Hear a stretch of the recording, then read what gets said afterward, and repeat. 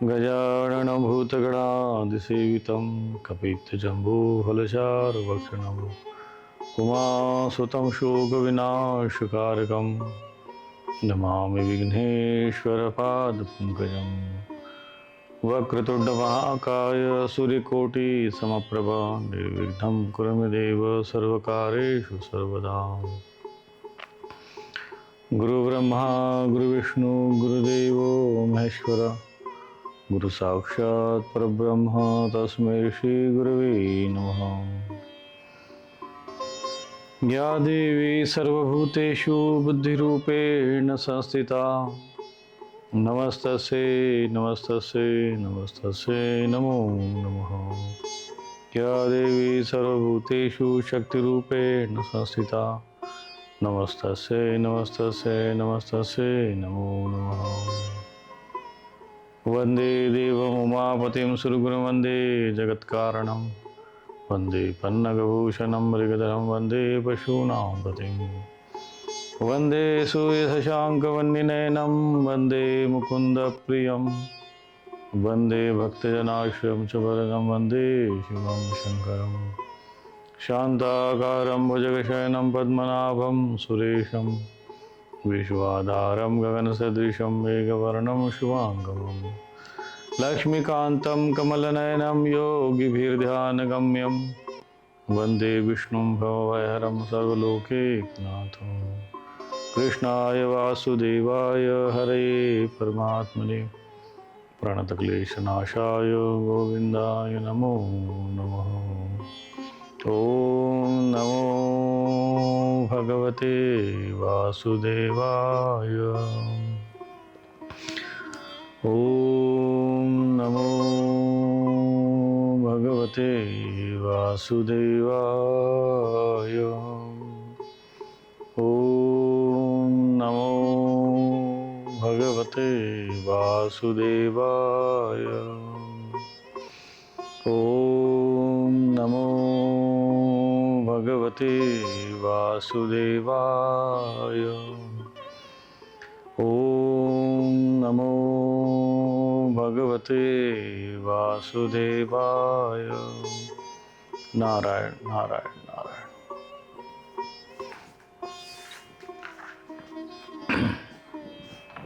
आज हम भगवद गीता के 16 अध्याय अर्थात 16वें अध्याय की ओर अग्रसर हो रहे हैं, जिसमें भगवान ने देवीय और आसुरी संपदा के अर्थात प्रकृति के मनुष्य का वर्णन किया है।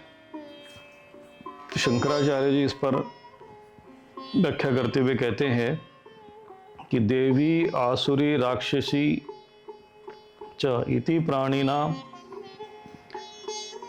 प्राणिनां प्रकृतयो नवमे अध्याय सूचिताः तासां विस्तरेण प्रदर्शनाय अभयम सत्व संशुद्धि इत्यादि अध्याय आरभ्यते। अर्थात 9वें अध्याय में प्राणियों की देवीय आसुरी राक्षसी इन 3 प्रकार की प्रकृतियां बतलाई गई है। उन्हें विस्तार पूर्वक दिखाने के लिए अभयम संशुद्धि इत्यादि श्लोकों से युक्त 16वां अध्याय आरंभ किया जाता है। तो ये 9वें अध्याय में क्या वर्णन किया है? तो 9वें अध्याय का 12वां श्लोक मोघाशा मोघ कर्माणो मोघ ज्ञाना विचेतसः राक्षसीम आसुरीम चैव प्रकृति मोहिनीम श्रिता। कि मोघाशा अर्थात व्यर्थ की आशा, व्यर्थ के कर्म, व्यर्थ के ज्ञान वाले, विक्षिप्त चित्त वाले विचेतसः राक्षसी, आसुरी और मोहिनी प्रकृति को धारण किए रहते हैं। महात्मानस्तु मां पार्थ दैवीं प्रकृतिम् आश्रिताः भजन्त्यन्य मनसो ज्ञात्वा भूतादिमव्ययम्। परंतु हे कुंती पुत्र, दैवीय प्रकृति के आश्रित महात्मा जन मुझको समस्त प्राणियों का सनातन कारण और नाश रहित अक्षर जानकर अनन्य मन से निरंतर भजते हैं। तो यहाँ पर आसुरी, राक्षसी और मोहिनी प्रकृति, ये 3 प्रकृतियां हैं, और देवी प्रकृति। तो ये 3 प्रकृति के यहाँ पर वर्णन आता है तो इसमें जो राक्षसी और आसुरी प्रकृति तो समान रूप में मानते हुए उसको आसुरी श्रेणी में यहाँ पर वर्णित किया गया है। तो जो ऐसे जो संसार में मनुष्य रहते हैं इस आधार पर कि वो केवल जैसे सभी के समान रूप से हाथ है उनके हैं, पैर है, आँख है, नाक है और उनको समान रूप से शरीर प्राप्त है, इस आधार पर वो एक समान नहीं होते हैं। प्रकृति के आधार पर यह तय होता है कि वह जो है वो आसुरी प्रकृति का है, देवी प्रकृति का है। रावण ऋषि पुत्र होते हुए भी आसुरी प्रकृति का आश्रय लेने के कारण वो असुर माना गया। उसने जो विद्या ग्रहण की, उसने जो कर्म किए वो सब आसुरी प्रकृति के थे। आसुरी विद्या के अंतर्गत वे रात्रि में भी जो है युद्ध कर लेते थे और जो राक्षसी माया होती है, आसुरी माया होती है, उसका आश्रय लेते थे। तो इस प्रकार से यहाँ पर देवी और आसुरी प्रकृति, राक्षसी प्रकृति का वर्णन किया गया है। ये ध्यान रखना है कि मनुष्य का जो विभाजन हुआ है, मनुष्य के शरीर के आधार पर उसका विभाजन नहीं है, अपितु उसकी जो प्रकृति है, स्वभाव है और उसका जो आचरण है, क्योंकि वो स्वभाव और प्रकृति के अनुसार ही आचरण करेगा, उसके आधार पर विभाजन होता है। गुण कर्म विभागशय। तो जैसे जिसमें गुण हो, सात्विक गुण है, दैवीय गुण है, तो वो दैवीय प्रकृति का माना जाएगा। इस आधार पर ही ये विभाजन है। और वर्तमान में जो विभाजन है, जैसा कि कहते हैं कि भाई ये इस जाति के हैं, वो उस जाति के हैं, वो इस आधार पर जो है कोई श्रेष्ठ है और कोई कनिष्ठ है। केवल ये मान लेना कि कोई जन्म से या किसी ये कारण से किसी का नाम कोई उसका श्रेष्ठ हो गया और नाम लिख दिया हो, कोई पदवी लगा दिया, कोई जो है किसी अच्छे कुल में भी जन्म लिया हो, इससे वो श्रेष्ठ नहीं माना जाता है। उस व्यक्ति के भी स्वयं के अपने कर्म, उसकी प्रकृति, उसका स्वभाव भी उसी प्रकार से श्रेष्ठ होना चाहिए, तभी वो श्रेष्ठ माना जाएगा। आचारो परम धर्म, उसका जो आचरण है वही तय करेगा कि वो श्रेष्ठ है या पूजनीय है, सम्मानीय, आदरणीय है अथवा नहीं है। केवल ये मान लेना कि नहीं हम तो फलाने के कुल में जन्म लिए थे, अब भले ही हम लोग हमारे पूर्वज ऐसे थे वैसे थे, परंतु ये भी तो तय करो कि तुम कैसे हो। उस आधार पर कि नहीं इनके कुल अच्छे थे, कुल परिवार के लोग अच्छे थे, तो इसलिए हम इनको भी वैसा ही माने, ऐसा मानना, ऐसा उनके साथ व्यवहार करना या उस प्रकार से उनको आदर सम्मान देना, ये मूढ़ता, अशास्त्रीय और दुर्गति का कारण बनता है। मूल रूप से सभी ऋषियों की ही संतान है, एक ही स्रोत से सब उत्पन्न हुए हैं, एक ही विराट पुरुष परमात्मा से ही, परम तत्व से ही समस्त प्राणी मात्र का जो है आविर्भाव हुआ है।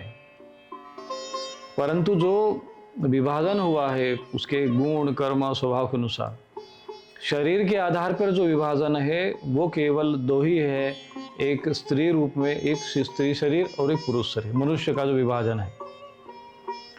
बाकी जो विभाजन हुआ है समाज में व्यवहारिकता के लिए जो भी है, तो उसके गुण और कर्म को देखते हुए उसको विभाजित किया गया है कि भाई जो जैसा गुण होगा, जैसा स्वभाव होगा, जैसा कर्म होगा, उस आधार पर वो श्रेष्ठ माना जाएगा, श्रेष्ठ कर्म करने वाला माना जाएगा।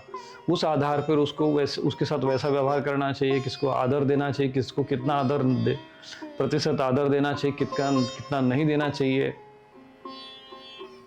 वो सब जो है उसके गुण कर्म के आधार पर तय हुआ। चातुर्वर्णे मया श्रेष्ठम गुण कर्म विभाग से है, ये स्पष्ट व्यवहारण है। परंतु समाज में जो आसुरी राक्षसी प्रकृति के लोगों ने भी जो है ये सोचकर कि जो है हमें भी सम्मान मिलना चाहिए देवताओं की तरह, हम भी पूजे जाएं, भले हम प्रेत उपासक हो, चाहे प्रेत हो, पिशाच हो, जो भी कर्म करे फिर भी हम पूजे जाए, इसलिए ये षड्यंत्र पूर्वक समाज में अपनी अशास्त्रीय मनगढ़ंत व्यवस्था बनाने का प्रयत्न किया, षड्यंत्र रच के समाज को उस गर्त में ढकेल दिया और शास्त्र की अवहेलना किया। शास्त्र का उल्लेख नहीं, शास्त्र का कोई वर्णन नहीं, शास्त्र का कोई आधार नहीं। हमारे बाप दादा ऐसे थे इसीलिए हम भी ऐसे ही हमारे भाई फलाने का लड़का है, फलाने के घर में जन्म लिया भाई तो वो श्रेष्ठ होगा। श्रेष्ठता का आधार किसी के घर में जन्म लेने से तय नहीं होता है, तो उस व्यक्ति के गुण और कर्म जो है उसके लिए तय करता है कि वो कितना श्रेष्ठ, कितना महान है। भगवान राम और रावण के बीच में जब तुलनात्मक अध्ययन किया जाए तो देखा जाए तो रावण जो है ऋषि पुत्र रहा है और भगवान तो एक राजपुत्र रहे हैं। फिर भी भगवान राम को भगवान की तरह पूजते हैं और रावण को एक आसुरी और राक्षस मानकर उसको जो है उसका अनादर किया जाता है, उसको जो है हे दृष्टि से देखा जाता है। क्यों? क्योंकि उसके गुण, उसका स्वभाव, उसकी प्रकृति, उसके कर्म जो है वैसे थे और इसीलिए समाज में वो ऐसा ही वो प्रतिष्ठित हुआ। और भगवान राम भले ही राजपुत्र थे फिर भी वो समाज के समस्त वर्गों के लिए, समस्त प्राणी मात्र के लिए, मनुष्य और देवताओं के लिए भी वे पूजनीय, आदरणीय, सम्माननीय हुए हैं। ईश्वर की दृष्टि से उनको देखा जाता है, माना जाता है, पूजा जाता है। तो यहाँ पर जन्म तो कभी आधार बना नहीं है कि नहीं फलाने के घर में जन्म लिया इसलिए उनको, कि दशरथ, राजा दशरथ के पुत्र थे इसीलिए उनको सम्मान नहीं दिया जाता है। विश्रवा ऋषि के पुत्र थे इसीलिए रावण के साथ जो है उसको भी वैसा ही सम्मान देना चाहिए, ऋषि की मानकर उसको पूजा जाए। ऐसी परंपरा, शास्त्रीय परंपरा हमारे संस्कृति और हमारे ऋषि मुनियों का उपदेश नहीं रहा है। तो हमें ये समझना चाहिए कि गुण और कर्म के आधार पर, उसके आचरण के आधार पर ही उसका विभाजन होना चाहिए। उसको वैसा ही आचरण और सम्मान देना चाहिए, वैसा ही उसको कर्म देना चाहिए, वैसे ही उसको पद देना चाहिए, वैसा उसको स्थान देना चाहिए। परंतु समाज में जो आज हो रहा है, जो प्रचलन चल रहे हैं, वो पूर्णतः अशास्त्रीय है, अधार्मिक है और उसमें एक प्रकार से घोर जो है राजनीति, जो है अराजकता उत्पन्न करने वाले हैं। इसलिए समाज में आज अव्यवस्था है, चाहे वो परिवार हो, चाहे वो समाज हो, चाहे राष्ट्र हो, चाहे समुदाय हो, पूर्ण रूप से अस्त व्यस्त है, दिग्भ्रमित है और भटक रहे हैं। क्योंकि जहाँ जहाँ शास्त्र का उल्लंघन होता है, जहाँ जहाँ शास्त्र की मर्यादा का उल्लंघन होता है, वहाँ वहाँ अधर्म की वृद्धि होती है और धर्म की ग्लानि होती है, अराजकता उत्पन्न होती है और आसुरी प्रकृति के लोग, राक्षसी प्रकृति के लोग समाज पर, सत्ता पर हावी हो जाते हैं और यहीं से समाज दुर्गति को और पतन को जाता है और चारों ओर अव्यवस्था का साम्राज्य, अधर्म का साम्राज्य फैलता है, जैसा कि हम वर्तमान युग में देखते हैं। इसीलिए ये 16वें अध्याय में ये जानना बहुत आवश्यक है कि कौन व्यक्ति दैवीय प्रकृति का है और कौन व्यक्ति राक्षसी प्रकृति का, उसका स्वभाव क्या है। 9वें अध्याय में भगवान ने 12वें श्लोक और 13वां श्लोक में राक्षसी, आसुरी और देवी प्रकृति के मनुष्यों के वर्णन किया है। वो कहते हैं कि जो व्यर्थ का ज्ञान रखने वाले, विक्षिप्त चित्त वाले, मनमर्जी का आचरण करने वाले, ऐसे जो राक्षसी और आसुरी प्रकृति के लिए, और ये मनुष्यों में ही है। ऐसा नहीं है कि कोई अलग से राक्षस नाम की कोई ऐसे जनजातियों के गर्भ से कोई राक्षस उत्पन्न होता हो। एक ही माता और पिता से जो है विभीषण भी हुए और रावण भी हुआ। एक भक्त हुआ, एक भगवान का भक्त हुआ, एक भगवान का विरोधी हुआ। एक ने अपने कुल का नाश कर दिया, एक ने जो है अपना कुल की रक्षा की, कुल का उद्धार किया। तो दोनों में के अंतर जो है वो गुण और कर्म का ही है। ये बात को आपको समझना चाहिए। तो भगवान भी यहाँ पर दैवी संपदा उसी को विस्तार करते हुए शंकराचार्य जी यहाँ कहते हैं कि उसी का वो विस्तार यहाँ पे करते हैं। तो पहला श्लोक है, श्री भगवान वाच अवयम सत्व संशुद्धि ज्ञान योग व्यवस्थिति दानम दमश यज्ञश्च स्वाध्यायस्तपार्जवम अहिंसा सत्यम क्रोधम त्याग प्रशांति अपैशुनम दया भूतेष्वलोलुप्तम मार्दवम ह्रीरचापलम तेज क्षमा धृति शौचम अद्रोहो नातिमानिता भवन्ति संपदम देवीम अभिजातस्य भारत। भगवान ने यहाँ 3 श्लोक में भवन्ति संपदम देवीम, ये देवी संपदा का यहाँ पर वर्णन किया है कि जिनमें अभयम, और इसमें सबसे पहला शब्द आया है अभयम, निर्भयता। जहाँ पर भी अधर्म हो, अन्याय हो, अत्याचार हो, वहाँ पर निर्भयता पूर्वक उसका विरोध करने का साहस, निर्भयता होती है। जो देवी संपदा के व्यक्ति होते हैं वो निर्भय होते हैं, दब्बू, कायर और नपुंसक बनकर वो जीवन नहीं जीते हैं। ये देवी संपदा के व्यक्ति का सबसे पहला लक्षण भगवान बता रहे हैं, अवयम। दूसरा लक्षण उन्होंने बताया सत्व संशुद्धि, अर्थात अंतकरण की जो सत्वगुण है उसकी शुद्धि, सत्वगुण की प्रधानता, सत्वगुण में निर्मलता, सत्व संशुद्धि, ज्ञान योग व्यवस्थिति, और ज्ञान में उसमें व्यवस्थित रहे, ज्ञान योग में उसकी स्थिति बनती है, उसको उसका जो ज्ञान है उसके अनुसार वो आचरण करता है। चाहे वो पूजा करेगा, चाहे सामाजिक कर्म करेगा, व्यवहार करेगा, आजीविका का पालन करने के लिए, उसके लिए भी वो ज्ञान पूर्वक, विवेक पूर्वक, धर्म पूर्वक आचरण करेगा और व्यवस्थिति रहेगा। दानम, उसमें दान का गुण होगा। दम, दम कहते इंद्रियों का दमन करना। और यज्ञ, देव यज्ञ, ब्रह्म यज्ञ, पितृयज्ञ आदि जो यज्ञ हैं वो यज्ञ करेगा, यज्ञ का स्वभाव उसका रहेगा ही रहेगा। अब देखिए यज्ञ की बात जब आई है तो किसी भी ये नहीं कहा कि नहीं यहाँ ब्राह्मण की जाति की बात नहीं आ रही है, यहाँ पर मनुष्य की बात हो रही है। कोई भी मनुष्य जिसमें ये गुण होंगे वो देवी प्रकृति का होगा। केवल ऐसा नहीं कि फलाने के घर में लिए जन्म लिया तो वही यज्ञ करेगा। समाज में इतना अधिक, समाज में अधर्म फैलाया गया है और इसके पीछे केवल और केवल धन लोलुपता के अतिरिक्त कोई भी कारण नहीं है। अधर्मी आसुरी प्रकृति के लोगों ने भी जो है इस प्रकार का षड्यंत्र समाज में रचा कि किसी भी प्रकार से, क्योंकि उसको धर्म को, धार्मिक क्रियाओं को धन कमाने का आधार मान लिया, तब धन की लोलुपता के कारण उस पर, उस स्थान को प्राप्त करने के लिए बलपूर्वक, योग्यता ना हो तो आदमी करता क्या है, छल पूर्वक करता है। बल नहीं है तो छल करो, समाज में यहाँ होता है। यहाँ पर वर्णन दैवीय पुरुष का वर्णन हो रहा है, देवी संपदा के व्यक्ति का वर्णन हो रहा है। और उसके अंतर्गत, देवी संपदा के अंतर्गत समस्त मानव जाति को 2 भागों में विभाजित कर दिया। एक तो तुम देवी प्रकृति वाले, तुम आसुरी प्रकृति वाले। तो कैसे माने भाई देवी संपदा के हो? नहीं हम तो फलाने के घर में जन्म लिए इसलिए देवी संपदा के। बोले भगवान कहते नहीं, तुम्हारे जो गुण हैं, तुम्हारे में ये गुण होने चाहिए। अभयम, तुम्हारे अंदर सत्वगुण की प्रधानता होनी चाहिए। शंकराचार्य जी ने भी ब्रह्म कर्म के लिए सात्विकस्य सत्वगुण प्रधानस्य, सत्वगुण प्रधानस्य सात्विकस्य ब्राह्मणस्य शमदमादि कर्मः।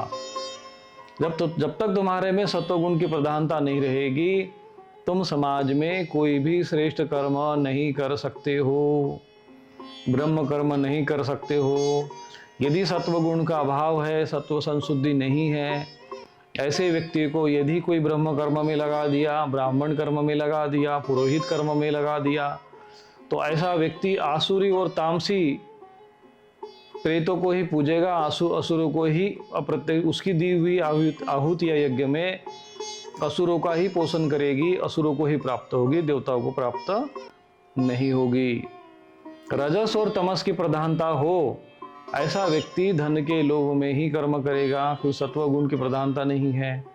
सत्व गुण में होगा तो उसके शौच आदि जो है, उसके जो सद्गुण है वो उसका आचरण करेगा। तो यहाँ पर कहते हैं कि यज्ञ और दमन करने का भाव, क्षम दम तप शौचम शांति आर्जव ज्ञान विज्ञान आस्तिक्यम ब्रह्म कर्म स्वभाव, तभी वो देवी प्रकृति का माना जाएगा।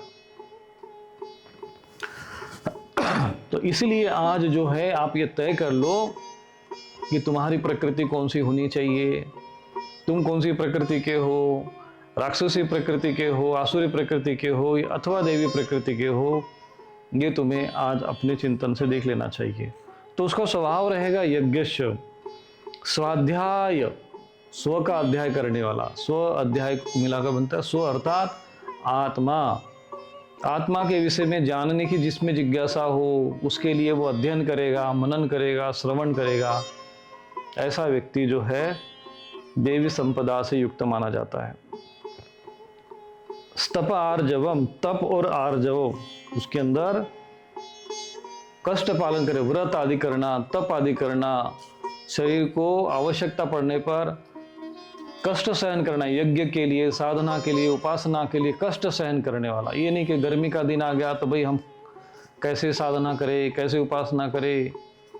तो जो सर्दी, गर्मी, भूख, प्यास को जो सहन करे, ऐसी जिसकी प्रकृति हो उसको दैवीय प्रकृति के अंतर्गत माना गया है। और आर्जवम, शरीर और इंद्रियों में उसकी अंतःकरण की सरलता। दूसरा उसका आया है कि अहिंसा, उसके अंदर अहिंसा का भाव होगा, मांसाहारी स्वभाव, वो मांसाहारी नहीं होगा। ये अहिंसा का गुण जिनमें है वो सीधे सीधे देवी संपदा के हैं, और जिसमें ये मांसाहार की प्रकृति वो सीधे सीधे समझ लो कि सारे आसुरी प्रकृति के, राक्षसी प्रकृति के हैं। अहिंसा प्रकृति उसमें कहा गया। सत्यम, अक्रोध, त्याग, शांति और अपैशुनम, किसी की भी निंदा आदि न करना अपैशुनम कहलाता है। शांति, शांत उसका स्वभाव होगा। त्याग, त्याग की प्रकृति। अक्रोध, किसी भी अपना अधिकार करने वालों पर भी क्रोध न करना, अपना अपकार करने वाले पर भी उसको क्रोध न करना। और सत्यम, सत्य की वाणी बोलना। दया भूतेष्व लोलुप्तम, कहते हैं कि दया का भाव समस्त, और आसक्ति न होना, समस्त प्राणियों में इंद्रियों के विषयों में संयोग होने पर भी उनमें आसक्त न होना। भूतेश्वर, अलोलुप्तम, अलोलुप्त मतलब किसी प्रकार के प्रति जो होए लालसा न होना। मार्दवम, कोमलता, मन में कोमलता। और ह्री शब्द आया है, ह्री अचपलम, शास्त्र के विरुद्ध में, शास्त्र से विरुद्ध आचरण में लज्जा, शास्त्र के जो विपरीत आचरण करने में जिसको लज्जा का भाव उत्पन्न होता है, और व्यर्थ की चेष्टाओं का अभाव है। तेज, क्षमा, धृति, तेज क्षमा का स्वभाव, धृति अर्थात धैर्य, शौचम अर्थात बाहर भीतर की शुद्धि, अद्रोह, किसी भी में भी शत्रु भाव न होना, और अपने में पूज्यता के अभिमान का अभाव, कि नातिमानिता यानी स्वयं को अपने को पूज्य मान के जो है भावना ऐसा बना लेना कि मैं एक पूजनीय हूँ, इस प्रकार से भाव उसका अभाव रहेगा। हे भारत, देवी संपदा से उत्पन्न हुए पुरुषों के यह लक्षण है। भवन्ति संपदम देवीम अभिजातस्य भारत, कि हे भारत, ये देवी संपदा को लेकर उत्पन्न हुए पुरुष के लक्षण है। तो कोई भी व्यक्ति किसी भी श्रेणी में यदि तय करना हो कि वो देवी संपदा का हो, तो उसमें ये लक्षण देखने पड़ेंगे, ये लक्षण है क्या, तब वो होगा। अब इसमें आता है ये राक्षसी प्रकृति के कौन से हैं। तो कहते हैं कि दंभी दर्पोभिमानस्य क्रोधः पारुष्यमेव च अज्ञानम चाभिजातस्य पार्थ संपदमासुरीम। हे पार्थ, दंभ, घमंड, अभिमान, क्रोध, कठोरता और अज्ञान, ये सब आसुरी संपदा को लेकर उत्पन्न हुए पुरुष के लक्षण हैं, जिसमें दंभ रहता है। दंभ अर्थात दिखावा करना, प्रदर्शन करना, श्रेष्ठ अपने को सिद्ध करने का प्रयत्न करना। दंभ के बाद दर्प, घमंड, अहंकार, व्यर्थ का अहंकार, शरीर का, बल का, धन का, किसी प्रकार का अहंकार, और अभिमान तथा क्रोध। क्रोध में जैसे कि सदैव किसी भी, जैसे मान लीजिए जो दुष्ट प्रकृति के लोग होते हैं, वो जो थोड़ा सा भी उनको कुछ अगर आप छेड़ दीजिए, कुछ भी कर दे, अचानक क्रोध में आना, क्रोध में आकर किसी पर आक्रमण कर देना, उसका अहित कर देना, उस पर उसका हिंसा करना, उनके साथ अत्याचार करना, कभी कभी तो उनकी हत्या भी कर देते हैं ऐसे लोग। तो ऐसे लोग जो हैं आसुरी प्रकृति के माने गए होते हैं, और कठोरता और अज्ञान, और जिनमें अज्ञान की पराकाष्ठा होती, इस प्रकार से ये आसुरी संपदा के लोग हैं। दैवीं संपदम मोक्षाय निबंधाय मासुरीं मतः मासु च संपदम देवीं अभिजातोसि पांडव। देवी संपदा मुक्ति के लिए और आसुरी संपदा बंधन बांधने के लिए मानी गई है। इसलिए अर्जुन, तू शोक मत कर, क्योंकि तू देवी संपदा को लेकर उत्पन्न हुआ है। तो यहाँ पर आपको ध्यान रखना चाहिए, माना कि अर्जुन को कहते हैं कि तू देवी संपदा से, क्योंकि अर्जुन को भी लगा कि भाई मैं तो, मेरे अंदर क्रोध का तो मेरे अंदर भी स्वभाव है, तो थोड़ा थोड़ा मैं भी अभिमान पूर्वक हो जाता हूँ, कभी कभी अज्ञानता में भी चला जाता हूँ। तो भगवान तुरंत कहते कि भाई तू चिंता मत कर, तू जो है देवी संपदा से युक्त है।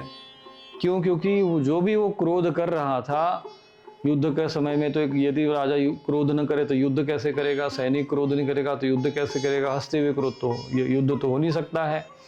जब वो प्रत्यंचा जो खींचेगा तो उसमें आवेश और क्रोध होना चाहिए। बोले राम सकोप, तब तो थोड़ा सा कोप तो करना ही पड़ता है। तो वो क्रोध जो धर्मायुक्त हो उसको क्रोध की श्रेणी में नहीं माना जाता है। क्रोध में अर्थात जो अनावश्यक दूसरों का अहित करने के लिए अहंकार के कारण, जैसे किसी को उसके लगता है कि उसके अहंकार पे चोट पहुंच गई है, अर्थात अथवा जो है दूसरों को नीचा दिखाने के लिए जो व्यक्ति क्रोधित होता है, वो जो जिसका स्वभाव और प्रकृति बनती है। सैनिक का अपने शत्रु के युद्ध के समय में क्रोधित होना, गुरु का अपने शिष्य पर थोड़ा क्रोधित होना, पिता का अपने पुत्र पर क्रोधित होना जो उसके अनुशासन के लिए, ये सब क्रोध की श्रेणी में नहीं माना जाता है। ये तो अनुशासन की श्रेणी में आता है। व्यवहारिकता और अनुशासन के लिए ये आवश्यक होता है। अनावश्यक जो दूसरों को कष्ट और पीड़ा पहुंचाने के लिए और क्रोध पूर्वक आक्रमण कर देते हैं, हिंसा कर देते हैं, थोड़ा सा भी आप उनको समझाने जाएंगे तो ये समझेंगे नहीं, क्योंकि उसके साथ में एक शब्द और जोड़ा गया है, इसमें अज्ञान शब्द जोड़ा गया। तो जो अज्ञानी प्रकृति के लोग होते हैं, अगर आप उनको समझाने जाओगे कि भाई ये तुम जो है अशास्त्रीय आचरण कर रहे हो, तो वो आपके ऊपर आक्रमण कर देंगे। आप समझाने जाएंगे तो वो आप कहेंगे कि तुम कहाँ से आ गए हमको समझाने वाले, हम ठीक है, आक्रमण कर देंगे सीधा।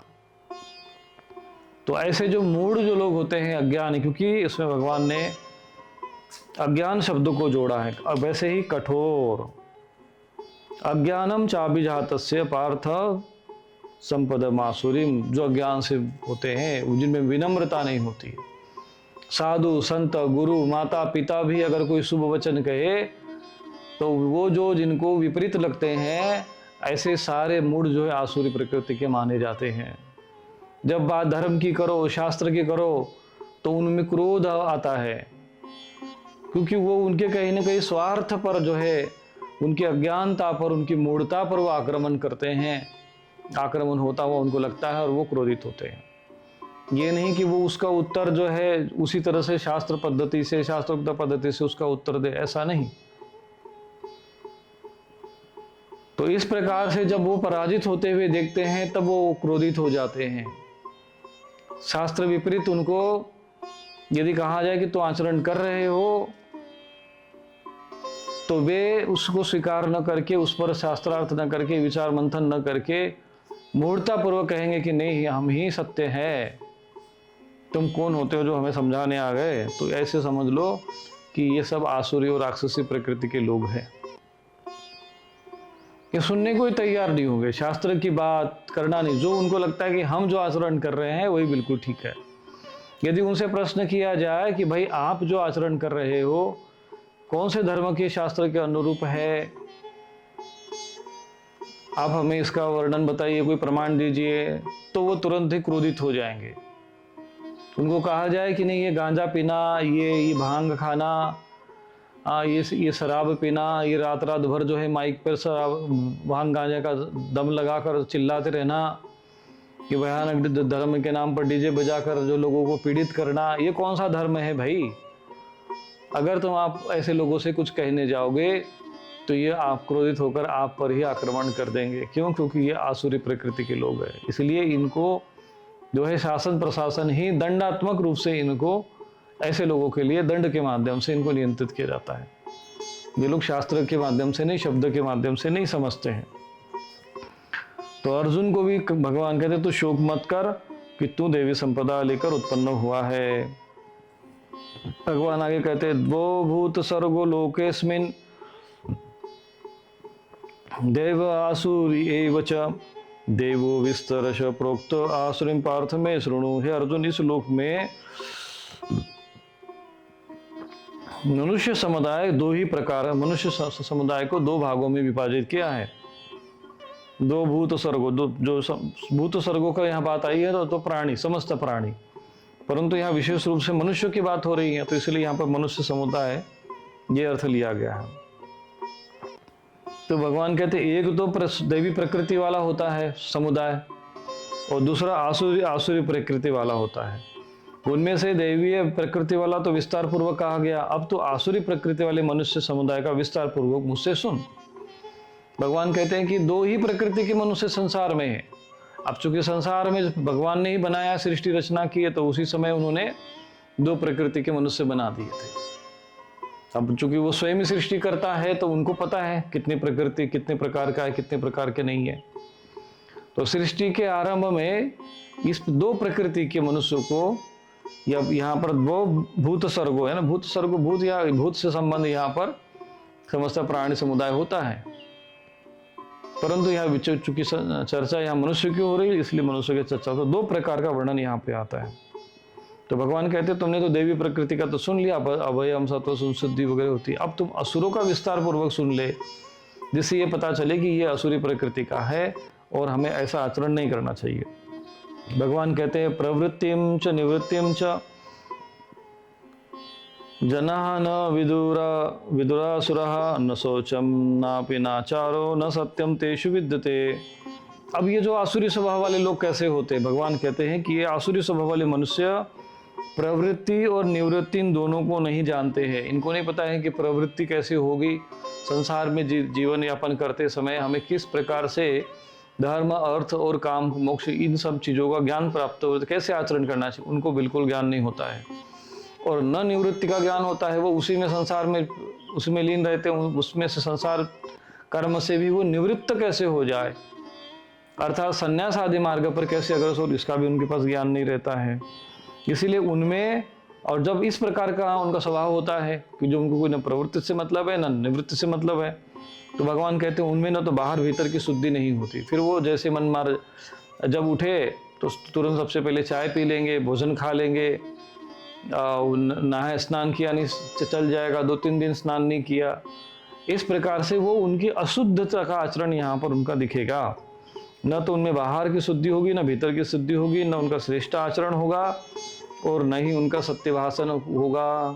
वो झूठ बोलने में बहुत माहिर होते हैं, बहुत कुशल होते वो लोग, और झूठ बोलकर समाज में अपना जो है एक प्रकार का छद्म रूप जो है समाज के सामने प्रस्तुत करते हैं। अशुद्ध, सबसे बड़ी बात यह है कि ऐसे लोग स्नान, त्रिकाल संध्या, इन सब कर्मों से दूर रहते हैं, क्योंकि इनको प्रवृत्ति और निवृत्ति से कोई संबंध नहीं। बस केवल इनको लगता है कि बस हम जन्म लिए हैं तो वो सब शरीर का पोषण करने के लिए परिश्रम करना है, किसी तरीके से हमें धन कमाया जाए, चाहे हम बलपूर्वक कमा ले, चाहे छल पूर्वक कमा ले, बेईमानी कर ले, चाहे भ्रष्टाचार कर ले, अधिक से अधिक धन एकत्रित करो। और इसके लिए फिर वो झूठ बोलने को तैयार हो जाएंगे, छल कर देंगे, हिंसा भी कर लेंगे। ये उनकी प्रकृति और स्वभाव होता है। बल से होता है तो बल से, नहीं होता है तो छल से, जैसा भी हो धन अर्जित करो, दूसरों का धन हड़प लो। ये जो स्वभाव और प्रकृति होती है झूठ बोलकर, ये सारे असुरी प्रकृति के लोग होते हैं। और इनमें विशेषता ये होती, इनकी पहचान क्या होती है, ये लोग अशुद्ध रहते हैं। कहते भगवान कहते हैं न शौचम न अपि आचारो, और इनमें कोई आचार नहीं होता, आचरण इनका शुद्ध नहीं होता, बस इनको यही पहचान होती है। त्रिकाल संध्या नहीं करना, स्नान नहीं करना, चलो आज स्नान नहीं करते हैं, उठते से ही भोजन उनको चाहिए, चाय पी लेंगे तुरंत ही, भाई चाय चाहिए तो फिर ये खाने को चाहिए, अरे देखते हैं दोपहर में कर लेते, आज नहीं स्नान कौन करे, आवश्यकता थोड़ी इसकी क्या आवश्यकता है, आज नहीं करते हैं तो क्या करने, स्नान कर लेंगे तो क्या मर जाएंगे क्या, और इसकी क्या आवश्यकता है। इनका आचरण और व्यवहार इसी तरह से राक्षसी और पिशाचों जैसा रहता है। इनके आचरण से ही पता चलता है। इसलिए भगवान कहते हैं न अपि आचार, उनमें कोई आचरण नहीं होता है, मनुष्य जैसा भी उनका आचरण नहीं होता है। भगवान आगे कहते हैं असत्यम अप्रतिष्ठम ते जगत्हुरनीश्वरम अपरस्परम संभूतम किमन्यत् काम हेतुकम। ये आसुरी प्रकृति वाले मनुष्य कहाँ करते हैं? अब ये मनुष्य क्या करते हैं? आपस में बात करते। कैसे करते हैं? कहते जगत आश्रय रहित है, सर्वथा असत्य है, बिना ईश्वर के, अपने आप केवल स्त्री पुरुषों के संयोग से उत्पन्न है, अतएव काम ही इसका कारण है, इसके सिवा और क्या है? ये लोगों के जो सोच और विचारधारा भगवान बता रहे कि ये जो प्रकृति के जो मनुष्य बनाए थे मैंने, अब चूंकि सृष्टिकर्ता परमात्मा ही बता रहे कि ऐसे लोगों की जो स्वभाव और उनका चिंतन, उनकी विचारधारा कैसी रहती है। उनको कहा जाए कि ईश्वर संसार में हो तो वो कहेंगे ईश्वर का कोई अस्तित्व ही नहीं। वो नास्तिक प्रकृति के जो लोग होते हैं कहते हैं ये तो सब प्रकृति के द्वारा अपने आप चल रहा है, कोई ईश्वर नहीं है, कोई भगवान नहीं होता है। तो भगवान है तो कहाँ है? हम ही सब कुछ है। ये सब स्त्री पुरुष के संयोग से अपने आप प्रकृति से सब कुछ हो रहा है।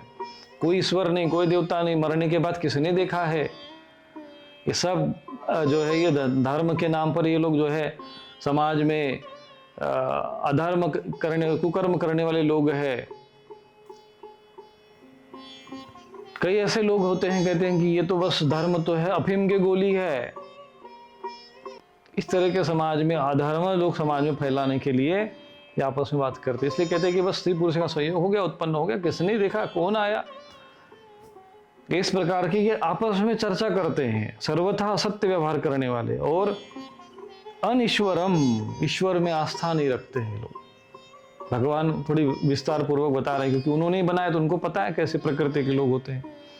अब तो संसार में तो ऐसे है ही है, हम लोग देख ही रहे, पर अब भगवान भी बता रहे हैं कि देखो ये ऐसे होते हैं। क्या आपकी समस्याओं का समाधान नहीं मिल रहा? स्वामी रूपेश्वरानंद आश्रम में पितृदोष निवारण, काल सर्प दोष शांति, नारायण बलि पूजन, महायज्ञ, जन्म कुंडली विश्लेषण, अभिमंत्रित रक्षा कवच तथा सिद्ध यंत्र जैसे श्री यंत्र, कुबेर यंत्र उपलब्ध हैं। साथ ही नकारात्मकता, शामक स्प्रे, मंत्र सिद्ध यज्ञ भस्म और दैवीय रक्षा कवच भी प्राप्त करें। अभी कॉल करें और सेवा हेतु दान करें।